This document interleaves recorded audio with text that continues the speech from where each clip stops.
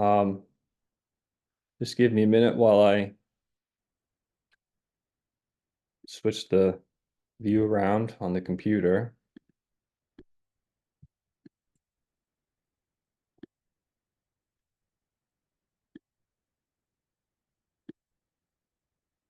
Can everyone see that okay? Good. Excuse me. Uh, I see it fine, Kris. oh, good, good. Um, this presentation is going to have a number of parts, and some of it scripted, and some of it is not scripted. And I hope it's not too jarring the contrast. So part of it I'll read, and then to keep myself on track, and then part of it I don't think I could do it scripted. So that's how that will work. So my program is titled Botanizing Way Downeast, botanist Merritt Lyndon Fernald and his summer in Pembroke. When many people think of Downeast, Maine, they often think of a small, quaint town, uneventful, far removed from the rest of the world. And sometimes I think they're right. But every once in a while, something is brought to my attention that reminds me how connected Downeast, Maine is to the broader world. One of those moments was when I was reading Growing Up Way Downeast by Doris Bridges. For those who may not know, Doris was born in 1900 and is well known in Pembroke for writing her memoir, which is an absolute gem of a book for Downeast history. She writes about her summer in 1909. The next summer was different because, at the request of Miss Kate Pattengall, mother boarded two college professors, their wives, and a baby girl. Professors Fernald from Harvard and Wigan from Wellesley were botanists who wished to study and collect specimens of the flora in this part of Maine. They set up a workshop in the stable with a broad bench in front of the window and water pumped from the well down a slanting trough into tubs, and happily began their business of collecting and pressing flowers and plants. Stiles was paid for spreading their damp folio-sized blotters out each sunny day to dry and then picking them up again. And I for wheeling little Catherine around in her stroller. As the professors liked the place and mother's cooking and found quantities of interesting specimens, they stayed for 8 weeks, during which time we all made some welcome extra money and had an interesting summer. This botany trip to Pembroke resulted in 2 articles published in June and July of 1910 that I will be referencing throughout the presentation. The 2 articles were published in Rhodora, which is the New England Botanical Society's monthly journal. For those interested, the articles are readily available online. But who were these 2 college professors staying with the Bridges? Why were they in Pembroke? And what did they find? These questions I hope to at least partially answer tonight and give you an idea of what it would be like for those 2 professors botanizing way down east. According to their Rhodora article, the 2 professors, Merritt Lyndon Fernald and Carl Mackay Wiegand, arrived in West Pembroke at the home of Elina Bridges on July 6, 1909. They brought their wives, and in Fernald's case, an infant daughter along with them. The house where they stayed is still standing and is across the road from the church on the Leighton Point Road. Although Doris in her memoir says they stayed for 8 weeks, Fernald and Wiegand write that they stayed for about 6 weeks, from July 6th to about August 20th. The home of Elina Bridges was the perfect fit for the 2 botanists and their families, but for tragic reasons. The house was originally built by Henry Stiles Bridges in 1859, and then expanded to 2.5 stories in the 1880s. When Alina married Henry Styles' son Earl in 1897, the newlywed bride moved into the house with her husband Earl, his mother Keziah, and his father Henry Styles. Eventually, the upstairs was made into an apartment where Alina, Earl, and their children lived, and Earl's parents lived downstairs. Earl's father passed away in 1904, and the young father, Earl, very suddenly passed away in July of 1907, leaving Alina to care for three children: young Henry Styles, named after his grandfather, Doris, the author of Growing Up Way Downeast, and baby Ronald, as well as her mother-in-law, Keziah. To support the family, Alina returned to teaching, an occupation she held before she married. The house was already made into two apartments, and the young widowed Alina would have greatly welcomed the extra income from the botanist's room and board. Kate Pattengall, the sister of the well-known Supreme Court Justice and political satirist William Pattengall, another Pembroke native, was the connection Fernald and Wiegand needed to find a place to stay in Pembroke. Doris writes it was Kate who suggested the two botanists stay with the Bridges family. Kate was a school teacher in Cambridge, Massachusetts from 1895 to 1896, and Fernald was working in the herbarium at Harvard while taking classes part-time. It's just my speculation, but it's possible the two could have met at this time. The two botanists, Fernald and Wiegand, had gone on botanical expeditions together before in remote northern Canada, but they chose Pembroke for the summer of 1909 because it was not remote and rugged terrain, but still had a relatively undocumented flora. As you're about to hear, botany can be dangerous business. This allowed them to bring their families along. Fernald brought his wife Mary and infant daughter Catherine, and Wiegand brought his wife Maud Kipperly. They write in their 1910 June article, to the person from farther west who has somehow gained the impression that eastern Maine is a vast wilderness, it is of great interest to find that these towns of eastern Washington County have a decided dignity, an air of maturity and contentment. Another reason for Pembroke was because of the railroad station at Ayers Junction, which would let them travel to nearby locations such as New Brunswick and Aroostook County, and they took advantage of this.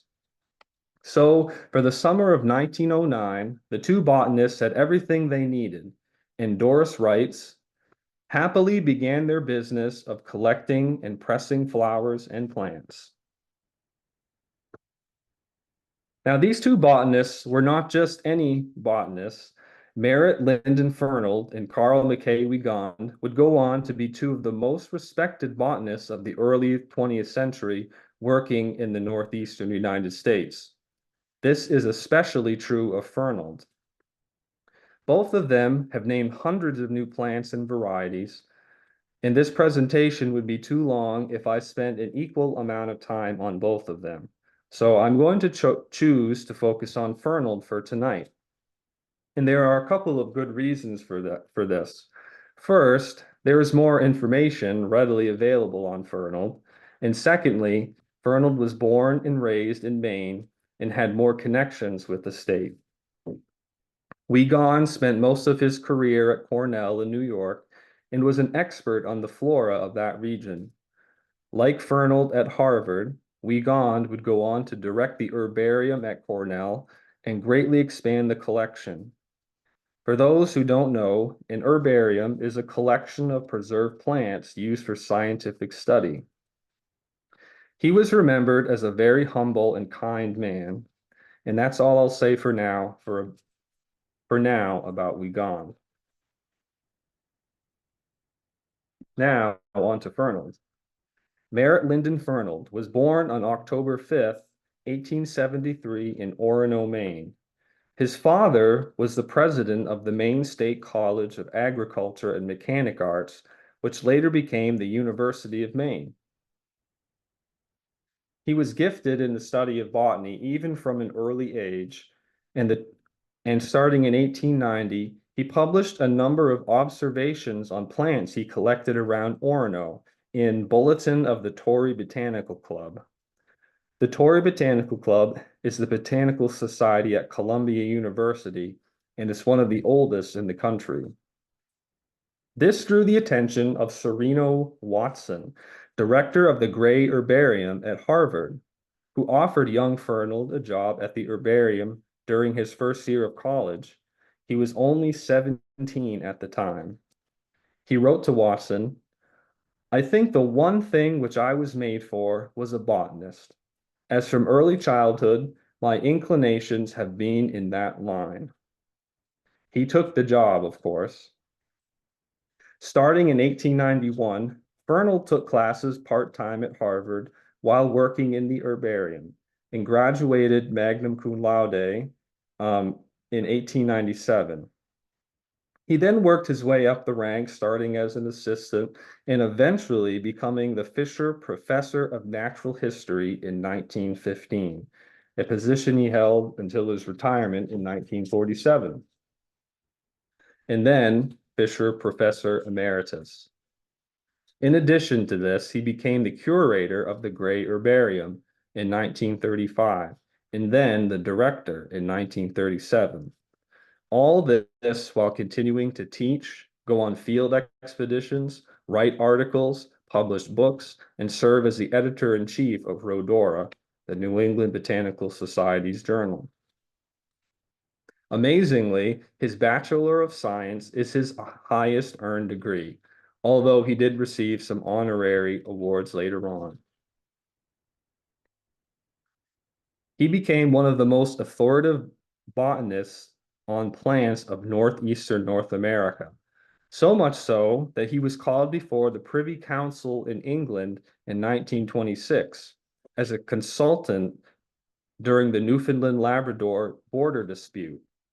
Similar to Maine and New Brunswick, the border between Labrador and Quebec were ill-defined, and there has been disagreements about where the true border lies since the 18th century. Fernald spoke in favor of the Labrador's claim on the disputed territory based on the flora of the area, which, according to him, matches Labrador rather than Quebec's flora. I don't know how much an impact it made, but it's an interesting argument. Fernald married Margaret Howard in 1907. They had 3 children. Sadly, one died young in 1927. Their oldest daughter, Catherine, was on the trip to Pembroke. You remember from earlier, young Doris was hired to babysit her. Fernald spent his entire career at Harvard, but he always had a certain affinity for Maine. A former student after his death wrote, "He was inclined to think well of people from Maine, other things being equal. And since both his mother and my father had been born in Bethel, Maine, I was only a generation removed, which made a certain bond that nobody but a Downeast Yankee might recognize." His magnum opus was published in 1950, less than a year before his death. The 8th edition of Gray's Manual of Botany. Gray's Manual of Botany, first published in 1848 by Asa Gray of Harvard, was the standard book used by professional and amateur botanists for identifying plants in northeastern North America for over a century. It went through a number of editions, including one in 1908 that Fernald worked on with his colleague, Dr. Benjamin Lincoln Robinson. But this last 8th edition was a tremendous improvement, and he spent decades working on it. Sadly, soon after his publication, Fernald passed away of heart complications in September of 1950.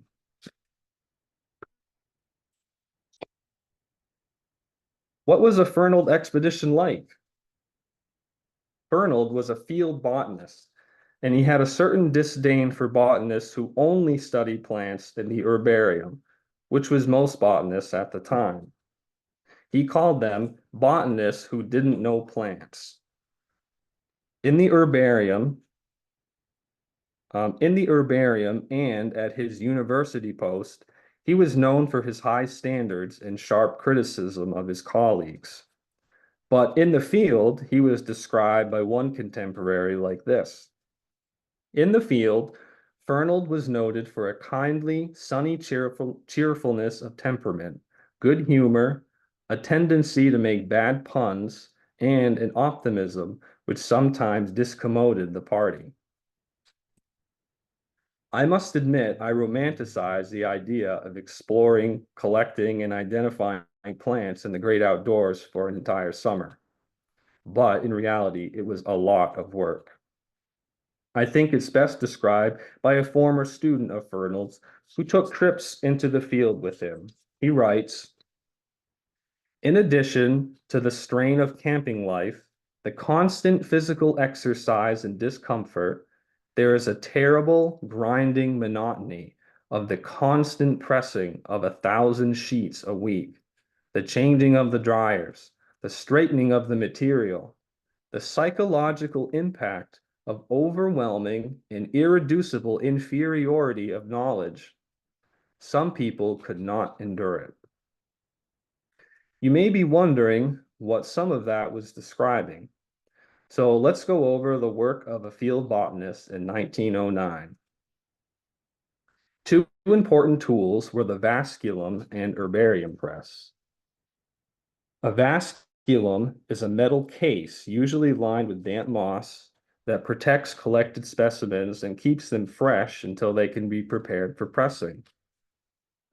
The other tool is the herbarium press, and it's an ancient technology that is still used even today. And I'll take a moment to explain how a herbarium press is used.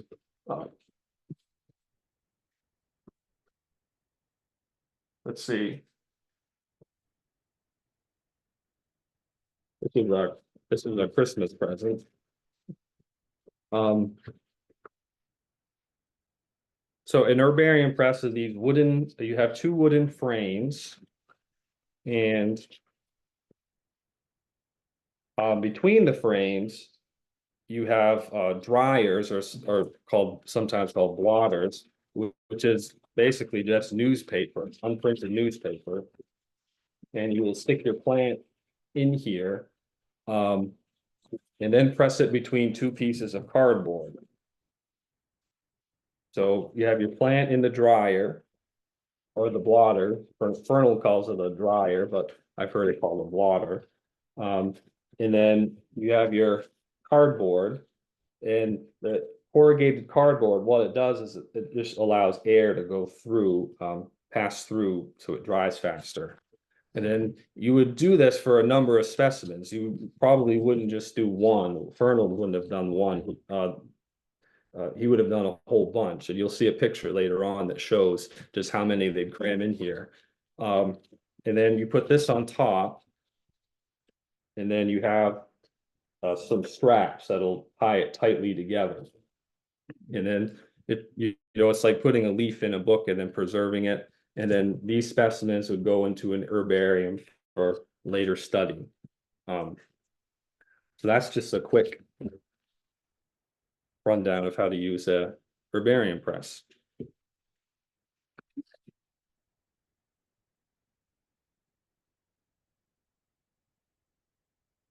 And this is what he's talking about for doing this for thousands of specimens.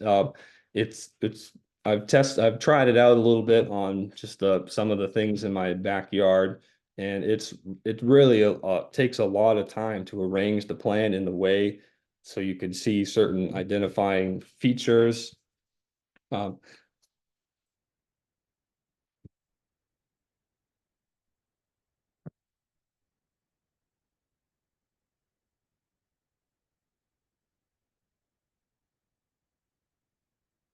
Okay, so where was I here? You can see Fernald in this 1933 photograph of the Joslin Botanical Society all the way to the left. There are two vasculums right here and an herbarium press all the way to the right. The Joslin Botanical Society is Maine's botanical society, and it was founded by Fernald, and among others. The two botanists did all their plant pressing and drying in the barn on the wood pile. Young Henry Stiles was hired to set out the wet dryers in the sun and then collect them again when dry. Preparing the plants for the press was a time-consuming task. During their 1909 Pembroke trip, they took an excursion to Fort Fairfield by train, and they wrote after a day's botanizing, "We returned to the fort with enough material to keep us busy until midnight." You may remember Doris describes them pumping water into the barn into tubs. This was to wash the roots of their specimens. Fernald and Wiegand write that they delegated this job to their wives, who were greatly relieved when the two men took the train to New Brunswick and Aroostook County for a week. The photograph you see is of Fernald at work. It's unclear where this is, but it could be a makeshift workshop set up during one of his field expeditions. You can see he has the presses hanging from the ceiling and the piles of dryers around him. And so you can see just how many specimens they have pressed in here. And there's, I don't know, maybe 6 or 7 different presses all hanging. Very time consuming.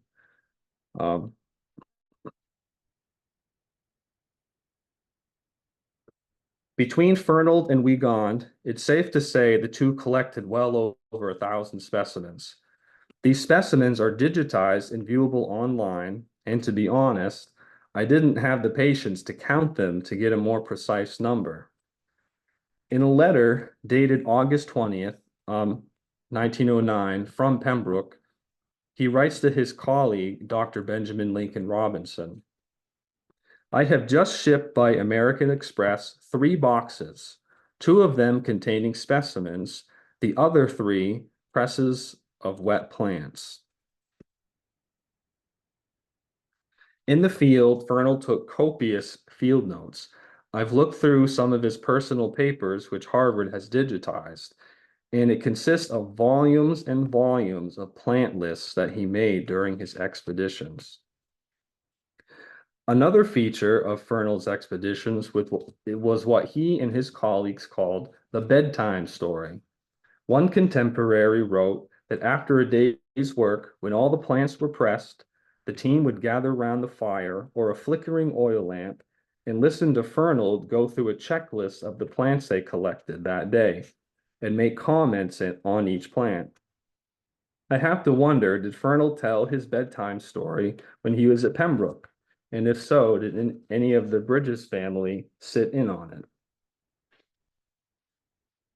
He had a sense of adventure, and he sometimes faced dangerous circumstances during his trips.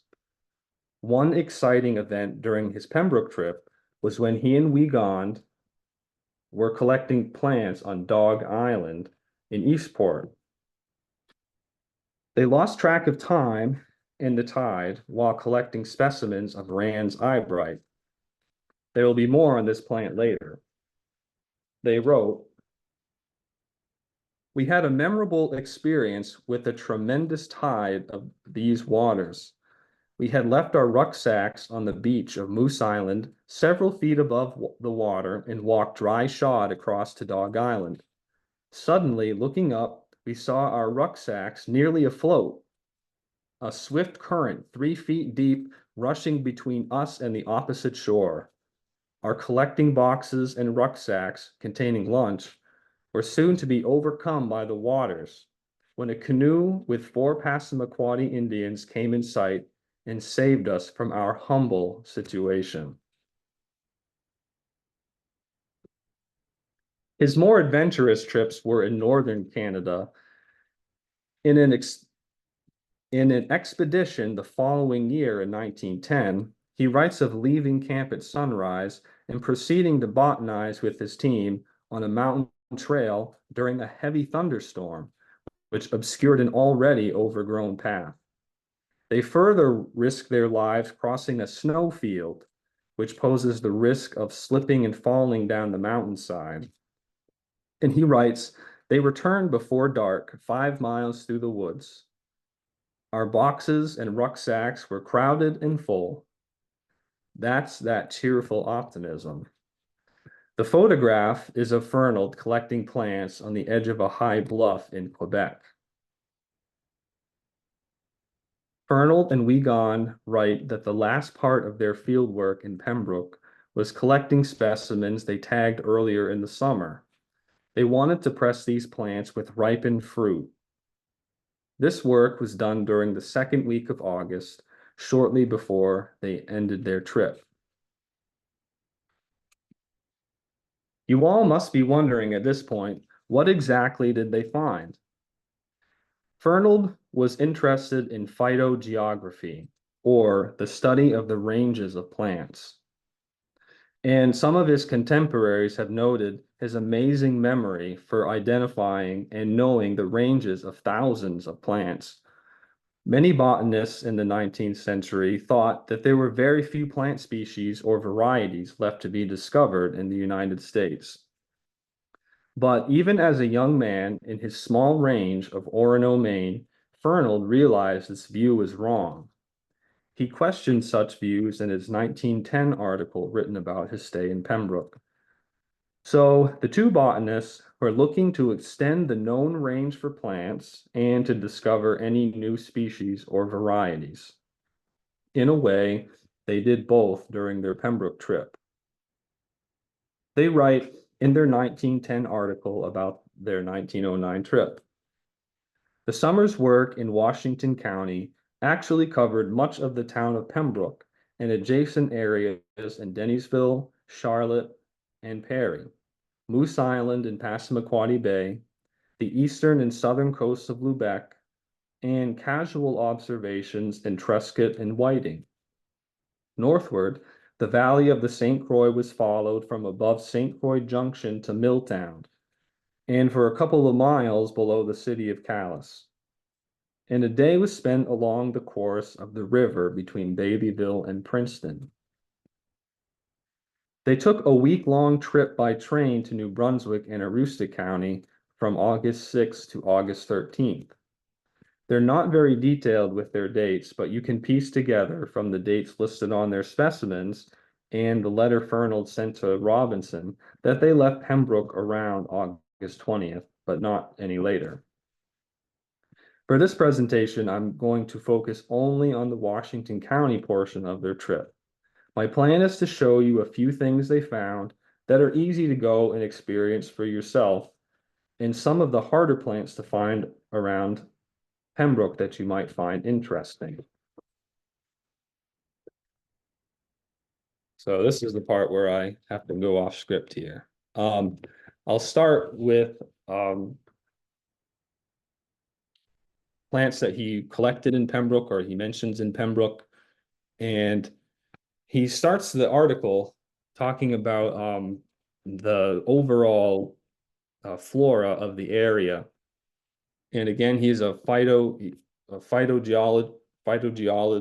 geography is one of his main interests.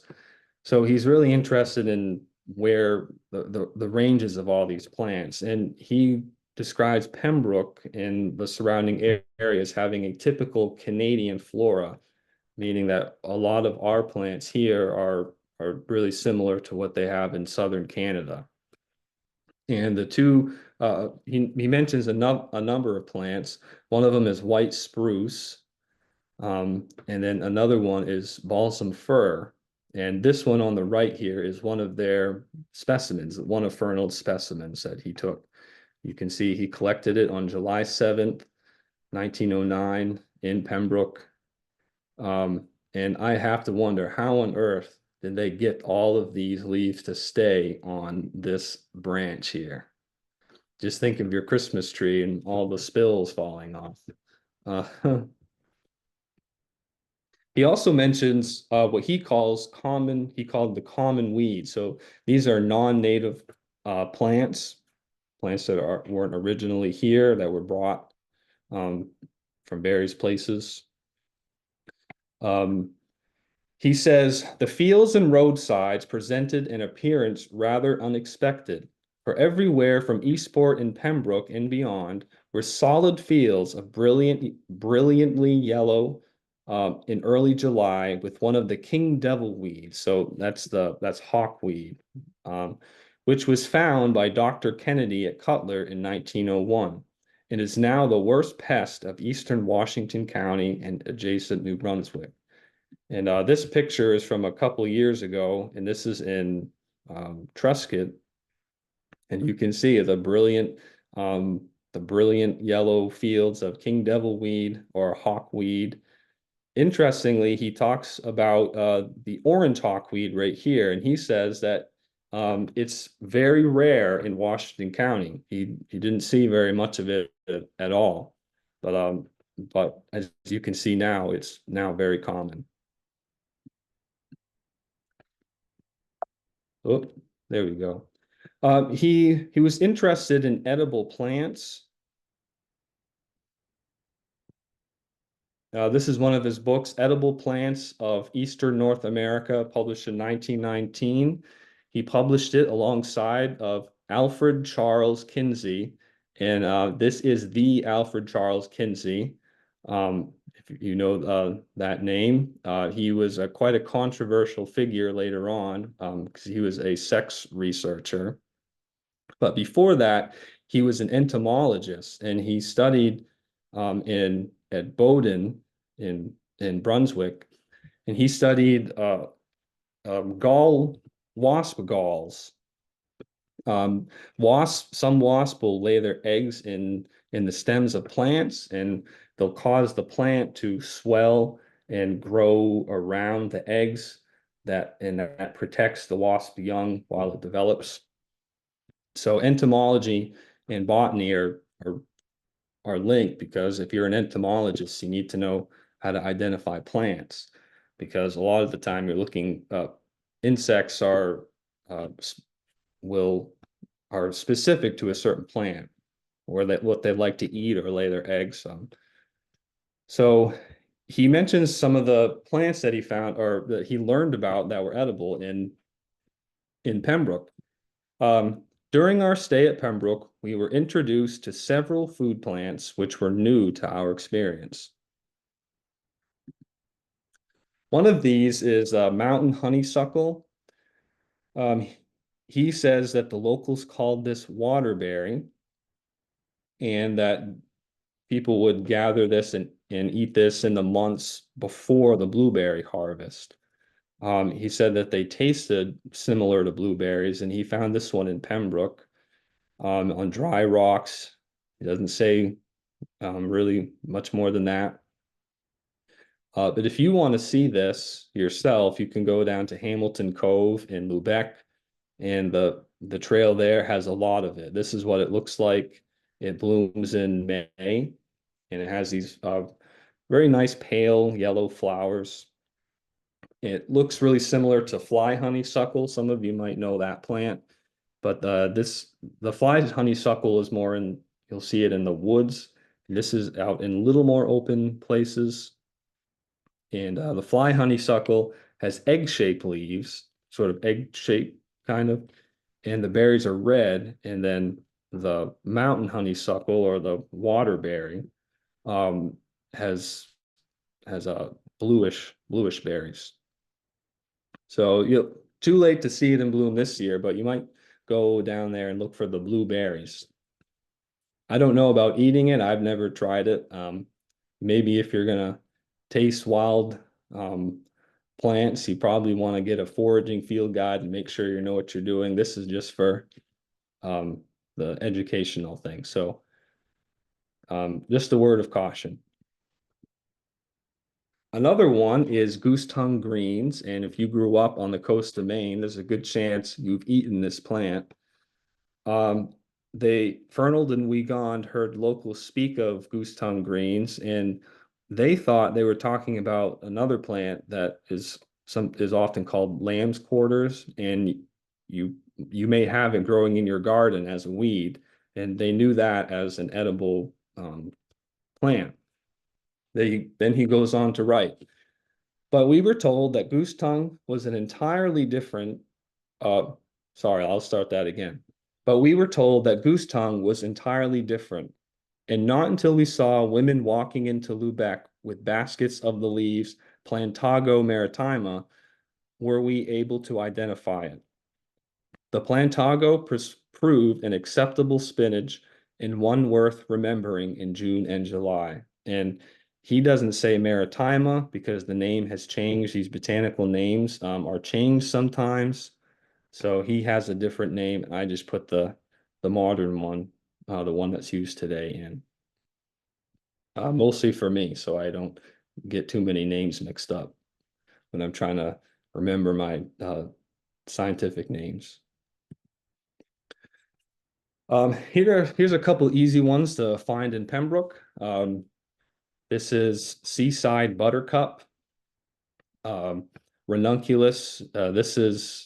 This is the genus where your common buttercups are. Rana or ranunculus means little frog, and often a lot of them grow in wet places, so that's why they're called little frog. You found this one in a brackish marsh. You see here, July 19th. And I'm thinking maybe this brackish marsh is the annex. Because if you go down to the annex, you can find this plant growing there. There's a big rock and near the water line, and if you go down there and you look at at that rock, you might find this little plant here. It has these really interesting leaves. I like their leaf shape, and you can see they look like a little buttercup. They're very small, but head on down to the annex, and you might still find it in bloom. I'm not sure.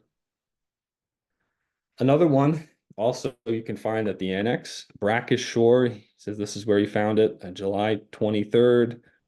Silverweed, and it's called silverweed because the underside of the leaves have this very nice silvery color. It's a light color. And you can see that this is part of the arranging process. You know, you want to make sure that the all parts of the plant are visible. So he's has some of the leaves facing so you can see the top of the leaf, but then he's turned this one over so you can see the backside. So you see that that silvery part. And this is what it looks like. This is at Great Wass Island, but you can find it other places. And go down to Pembroke, and if you look just at the low part of the salt marsh, um, you can see those little yellow flowers sort of sticking up between the salt marsh grasses. And I'm not sure if it's still in bloom yet. I saw it a couple of weeks ago, maybe a week ago, it was still in bloom. But if you head on over there soon, you might still be able to see it. Here's another plant they found in Pembroke. This might be the most significant find. I don't know the common name, and I don't know a lot about sedges and grasses and things like that I haven't um, delved into that too much. I'm practicing, but I still don't know a whole lot about it. But Marilee Lovett, who lives in Addison, I talked to her about this, and she explained a lot of this to me. So I'm gonna try to um, rehash what she told me. So Carex scoparia is the species name. Var tessellata. So var is variety. So species. So the species Carex scoparia, and then the variety of a species. It's not a separate species, but it just means that this it has some kind of identifiable characteristic that's different. So maybe you all know the pink lady slipper. Well, some of those pink lady slippers can be white. And so those white ones, I think it's Cypripedium acol is your pink lady slipper. And then Cypripedium acol var albiflorum would be the white ones. So this var tessellata is a new variety that they named back in 1909.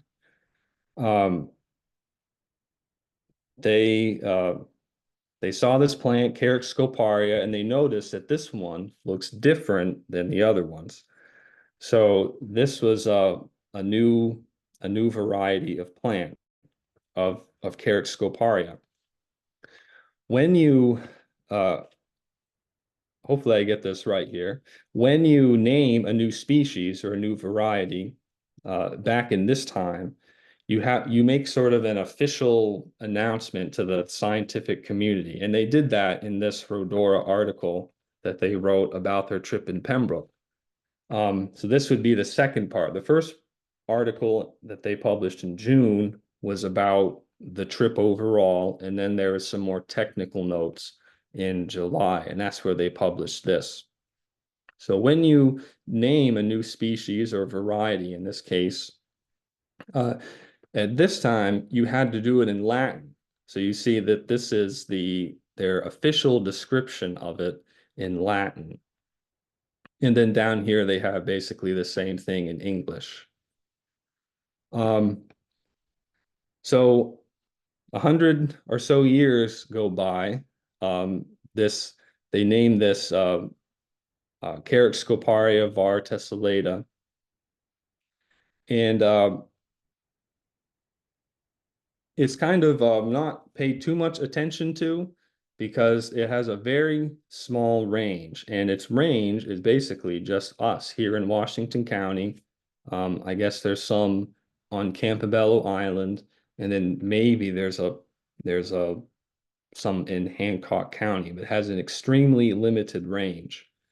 But some local botanists and people in the area who noticed that, well, maybe this is not just a variety of Carex scoparia. Maybe that this is a different species.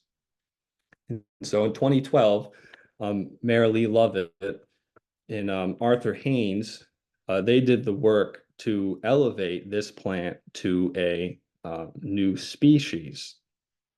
And they named it Carex wabanockiensis. And they suggest the name of Dawnland sedge. So Mary Lee really did a lot of the work for this, field notes and writing articles about it.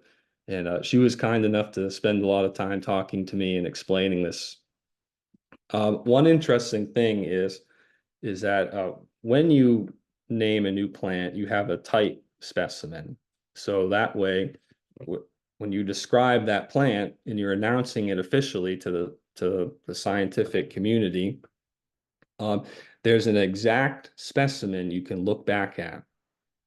And so when they elevated this to a species, the type specimen for this is one that they collected in Pembroke. So the type specimen of Carex wabanockiensis is collected in Pembroke, which I think is kind of neat. So a special thanks to Mary Lee for helping me out with this part. Here's a few things that that they did collect that are probably pretty hard to find if they're even still out there.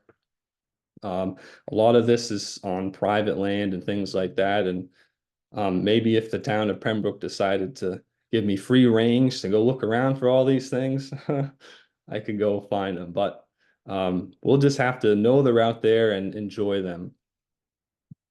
One of them is foam flower. This is fairly common other places, but I've never seen it in the wild around here. You can buy this at nurseries, by the way, and things like that. It's in the saxifrage family. It's related to saxifrage, if you know that plant. They're often more common up in more Arctic areas or subarctic. And this is what it looks like. Most of the photographs are my photographs, but this is not because I haven't found these plants. So there's these nice nice white racemes of flowers. It looks kind of foamy or maybe like a cloud. That's where you get the name foam flower. Another one, this is a really cool one. Early coral root. This is an orchid. He just says rich woods. And these are what the flowers look like. It's a very small, again, isn't my photo. And the flowers are very small, and the labellum, orchids, the lower petal is called the labellum. And you can see these little purplish, reddish dots on it. Some of them don't have this, I guess. Some of them do, and some of them don't. So I don't know if the one he found in Pembroke had the dots or not. But anyways, that's what it looks like. And then a really nice one, Canada lily, meadow east of Pennaquan River. Maybe these are still out there. This is what it looks like. This is at the Ashtaku Garden in on Mount Desert Island. They have it growing in the gardens there, but it's a wild plant. And it would be nice to think that it's still out there in Pembroke somewhere. And it can get very tall. It can get up to, over 6 feet tall. And it has this nice little inflorescence here of all these downward facing lilies. So it's a neat plant. So maybe you've seen those somewhere in Pembroke, or I'd love to know. Some other things that he mentions around Washington County. Again, he's really interested in the ranges of plants. So he focuses on plants that are at the extremes of their range. So he has some plants that he calls subarctic types, and these are plants that are more common in northern Canada. And where here in Maine, they're really at their southern limit. At West Quoddy, that's where a lot of these plants are. He writes, this is of the bog on that. As you drive into West Quoddy, there's like a little causeway, and what that really is a bog. And he writes about it. Practically all the vascular plants of this Quoddy heath, where such as one would expect above tree line on Mount Katahdin or Mount Washington, or in the subarctic tundra of Labrador. And this is the bog that you can walk out to at West Quoddy, but I think the same thing applies. You've got black crowberry. Let's see. Oh, I guess I can't zoom in. Maybe if I do this. This little plant here, this is cloudberry, or sometimes called bake appleberry, which grows up, I guess, in Newfoundland, Labrador. It's really famous there because they make jams and jellies, but we don't get enough of it to do that. Again, it's more common further north. So we're going to look at some of these subarctic plants that you can find. One of them is Arctic blue flag. I think this one was collected by Wiegand, July 14th, 1909, eastern side of Moose Island. So this one's in Eastport. But if you want to see it, if you rush over there to West Quoddy, you might still be able to see it in bloom. They're sort of on their last legs.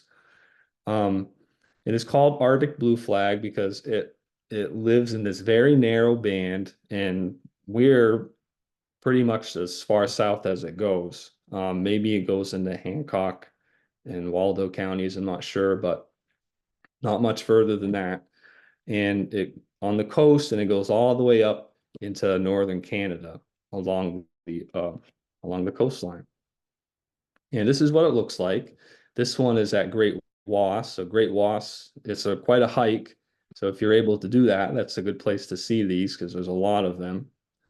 But another place is the Coast Guard Trail on West Quoddy, at West Quoddy.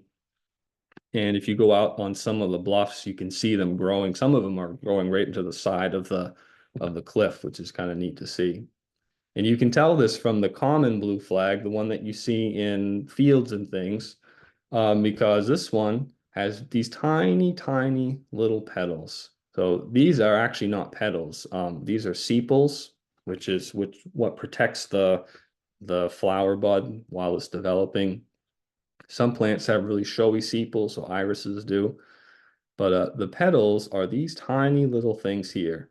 And then on your common blue flag iris, you would have these large, the petals are much bigger. They're the things that kind of stick up um, on the common blue flag. So that's Arctic blue flag. And then he talks about Rand's eyebright. This one is Dog Island. This was the plant that they were collecting when when they forgot about when they forgot to pay attention to the tide, and the tide comes rushing between the island, and they had to be rescued. Um, so you can find this at West Quaddy as well. He writes in his article that he found it at the base of the lighthouse. But I don't know if it would still be there at the base of the lighthouse. But if you want to walk out to Green Point, you can find it growing there.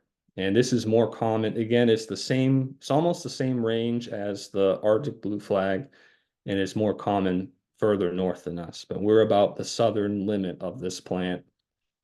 And for both of these, this is the only place you can see it in the United States.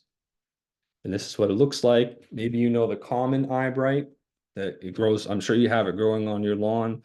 Um, but this has much smaller flowers, and they're these tiny little purple flowers and a nice little yellow um, eye there, as it's sometimes called.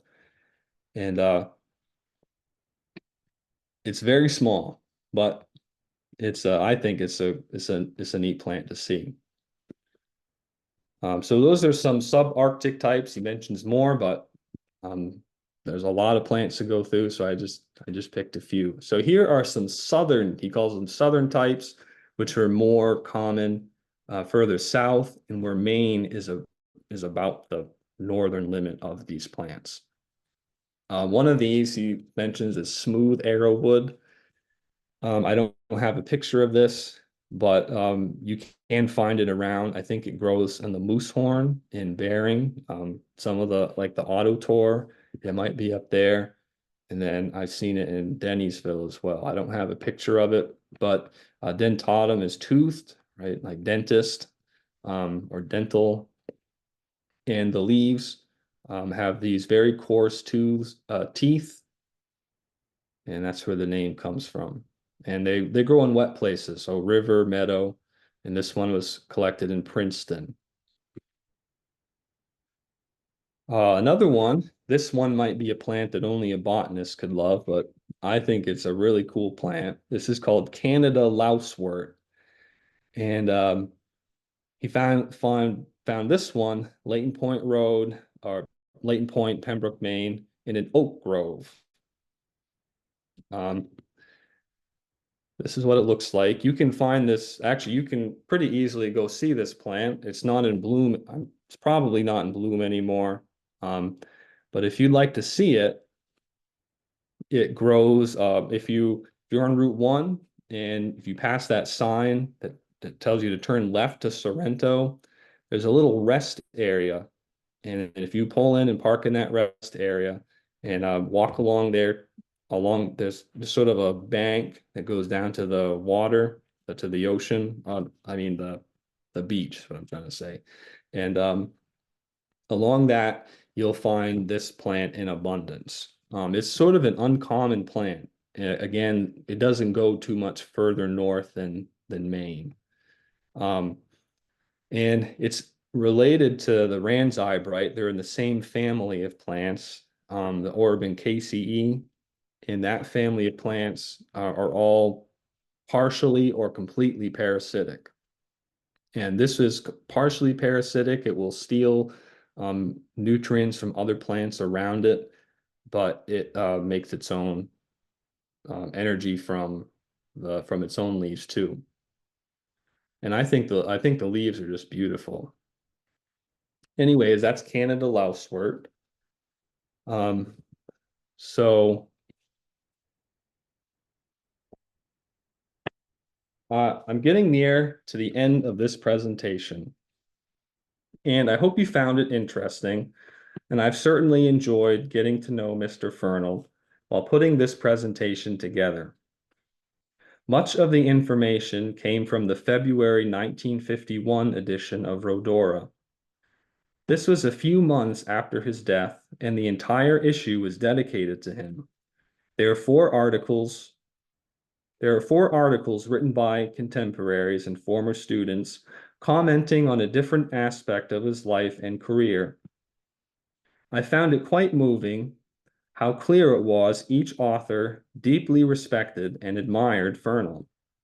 They all painted a very similar picture of a man with dedication, infectious, unending enthusiasm, great patience and kindness toward his students, high standards for his peers, a field botanist with a tremendous sense of adventure and a love of simplicity. It's no wonder that Fernald's visit left an impression on young Doris Bridges. And I think it's appropriate if you feel a bit of civic pride that Pembroke is a small part of the story of this great botanist who contributed so much to the study of the natural world. I'd like to leave you with this last description of Fernald found in the February 1951 edition of Rhodora. Robinson, Fernald's colleague, would typically invite his friends to meet some distinguished musician at his home and meticulously observed all the social amenities. Fernald would propose an all-day Sunday tramp in midwinter, starting from some point reached by rail. Then, as he said, the swamps and bogs were all frozen over, and you could see just what they were like. After tramping all day in the cold with nothing to eat except maybe frozen cranberries from a bog, boiled in melted snow in an old tomato can salvaged from a roadside dump, he would take his guests home to a midnight repast of lamb chops only, broiled on forks over the coals in the furnace down cellar, and eaten out of hand, squatting on the floor in front of the open furnace door. On such an occasion, Fernald was at his best. Jolly, full of zest and good fellowship, and infectiously enthusiastic about life in general and the New England flora in particular. Thank you very much. And I will try my best to answer any questions, or I'd love to hear any comments that people might have.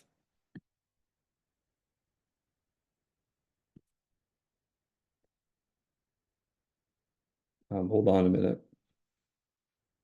Muted. Kris, that was Oh. fabulous. Oh, thank you. I didn't know you were such a great naturalist. Well, You've obviously put in huge amounts of work and field work and study. well, thank you. You're welcome. Does anyone have a question or a comment for Kris? Are there, let's see, there's some things in the chat. I haven't read them. Kris, one question I would ask, you Sure. seem to have quite an interest in finding little native plants yourself. When have you been doing this since you were a child? Have you always been interested in plants, or is it I guess really getting into it maybe the past 3 or 4 years. I've always loved nature as a kid. And I've always liked hiking and I've always looked at plants, but I suppose in the past 3 or 4 years, I've really, as a kid, I would go through my mother had a bird field guide, and I'd go through and I'd look and I'd see all the birds. Oh, I wish I could see this. I wish I could see this. And I suppose I did the same thing maybe around 3 or 4 years, started going through local field guides of Maine and seeing what was out there and think, oh, I'd like to find that. Or and then it got a little more serious. I'm still just amateur and enthusiast, I guess, but it's fun to go out and some things are challenging to identify and some things aren't. And But Well, yeah, it was, when you talked about that little turnoff after, if you drive past the turnoff to Sorrento and then go into the rest stop and walk down to the beach, I'm thinking like, you're pretty serious about this, I mean, that's not the sort of well, thing you would find accidentally. well, I didn't find that on my own. Sometimes there's a website called iNaturalist where people can make observations, nature observations, and that was on there. Sometimes I go on there and see just, if I learn about a plant, I say, oh, let's see if someone has posted that. I might be able to go out and look at it, and that was on there.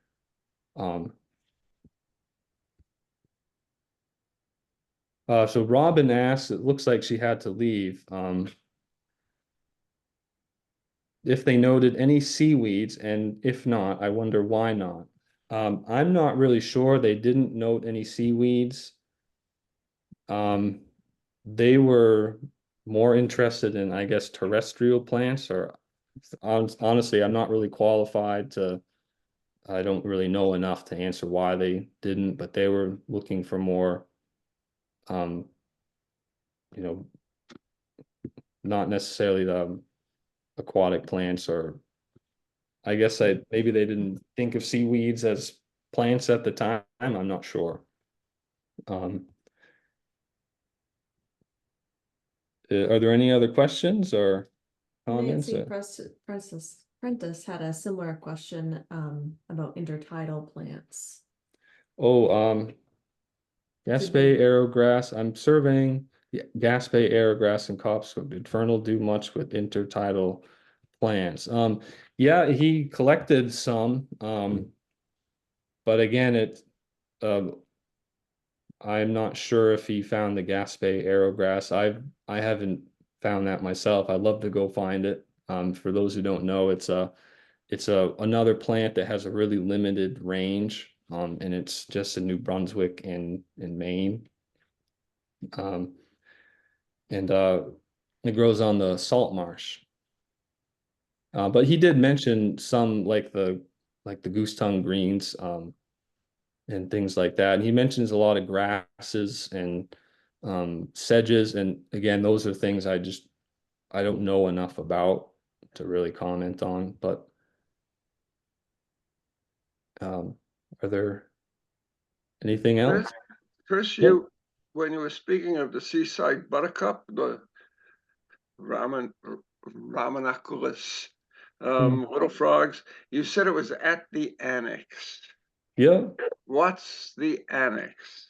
Oh, okay. Well, the annex is that is by the bridge in Pembroke, by where the Historical Society is. And I don't know where that name comes from, but that's what we've always called it. As a kid, we go swimming down there. Known as the annex. Okay. Yeah, it's just known as the annex. Yeah, we thought it was where the Johnson's Annex store was. Mhm. And you have a comment that this would have been better. The only thing that could have been better was if you had sung it. So you want to come over and we'll work on rhyming your entire presentation and setting it to music, and then you can Yeah. come out again and sing it. Inch by row, gonna make Yeah. it down row. That sounds like something Tom Lehrer would have done. He would have come up with rhymes for every one of those Latin names. No, he would have insulted them. We need somebody that would praise them. This is the book again. I think you can see it. Yeah, this is the new edition with the cover by Kim Devaney of Doris Bridges' Growing Up Way Downeast. It's available from the Pembroke Historical Society, which has published it. And everyone who's registered will receive sometime in the next couple of days information on becoming a member of the Pembroke Historical Society so that we can keep existing, and on how to obtain the book.